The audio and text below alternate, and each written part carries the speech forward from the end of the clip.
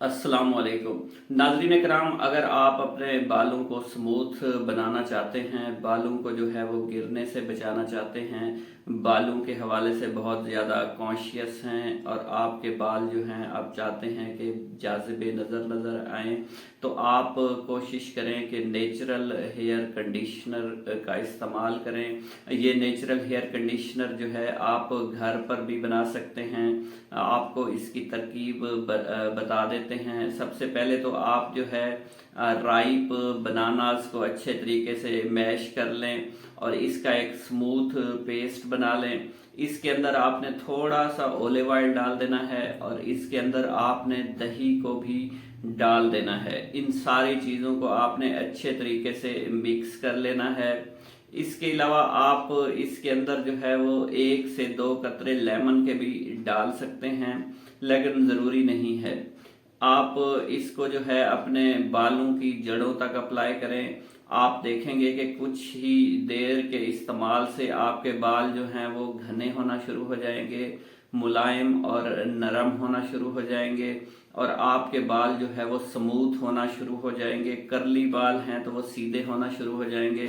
इस natural hair conditioner के अंदर चूंकि मैश्ड बनानास मौजूद हैं, मैश्ड बनानास जो हैं उसके अंदर मिनरल्स मौजूद हैं, विटामिन्स मौजूद हैं, उसके अंदर फाइबर्स मौजूद हैं और उसके अंदर वो तमाम अज्जा शामिल हैं जो आपके बालों की सेहत के हवाले से बहुत ही ज़रूरी हैं।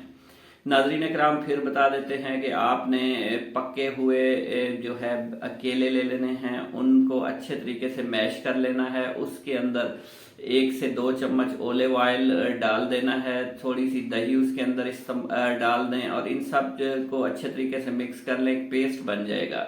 इसके अंदर आप चाहें तो 2 लेमन के जो कतरे हैं वो भी डाल सकते हैं। अब आपने इसको अपने बालों के ऊपर अप्लाई कर देना है। बालों के ऊपर आखिर तक आपने इसको अप्लाई करना है। बालों की जड़ों में ये जज्ब होना चाहिए। चूंकि आप बालों को मजबूत बनाना चाह रहे हैं तो जड़ों तक इस पेस्ट का पहुंचना जो है वो बहुत ज़रूरी है। जब आप इस पेस्ट को अपने बालों तक अप्लाई कर चुके हैं तो आपने अपने बालों को 20 से 30 मिनट का वक्त देना है। 20 से 30 मिनट तक आपने अपने बालों को जो है वो छोड़ देना है ताकि ये अच्छे तरीके से जज्ब हो सकें। केले के अंदर जो अज्जा हैं, जो विटामिन्स हैं, जो मिनरल्स हैं, जो फाइबर्स हैं, वो आपके बालों की जड़ों तक आसानी से पहुंच सकें। 20 मिनट के बाद आपने अपने बालों को ठंडे पानी के साथ, ज़्यादा गर्म पानी ना हो, ठंडे पानी के साथ वॉश कर लेना है। फिर आप अपने बालों को शैम्पू भी कर सकते हैं। नाजरीन कराम, ये कंडीशनर जो है बालों के लिए खाद का या फर्टिलाइज़र का काम करेगा। आपके हज़ारों रुपए बचा सकता है ये कंडीशनर। आप 10 से 15 रुपए की कॉस्ट से जो है ये कंडीशनर घर में खुद भी बना सकते हैं। नाजरीन कराम, एक और कंडीशनर आपको बता देते हैं कि आपने 2 चम्मच कैस्टर ऑयल के लेने हैं, 1 चम्मच जो है वो एलोवेरा जेल का लेना है और 1 चम्मच जो है विटामिन ई ऑयल का आपने ले लेना है। विटामिन ई के कैप्सूल अवेलेबल्स होते हैं, उनको रप्चर करें और 1 चम्मच के बराबर जो है आप कैस्टर ऑयल और एलोवेरा जेल के अंदर डालकर एक बेहतरीन कंडीशनर को घर के अंदर ही बना लें, जिसकी कास्ट भी बहुत कम होगी। आप इसको बालों पे अप्लाई करें और 20 मिनट तक बालों को अप्लाई करके खुला रहने दें। उसके बाद आप शैम्पू कर लें तो आप इसके इस्तेमाल से देखेंगे कि आपके बाल जो हैं वो बहुत ही स्मूथ और बहुत ही अच्छे हो गए हैं। नाज़रीन कराम, एक और कंडीशनर भी बता देते हैं कि आप जो घर पर बना सकते हैं। आपने 2 चम्मच कोकोनट ऑयल लेने हैं, उसके अंदर 1 चम्मच लेमन का जूस डाल देना है और उसके अंदर 1 चम्मच हनी का इस्तेमाल कर लेना है। ये आपका नेचुरल कंडीशनर तैयार हो चुका है।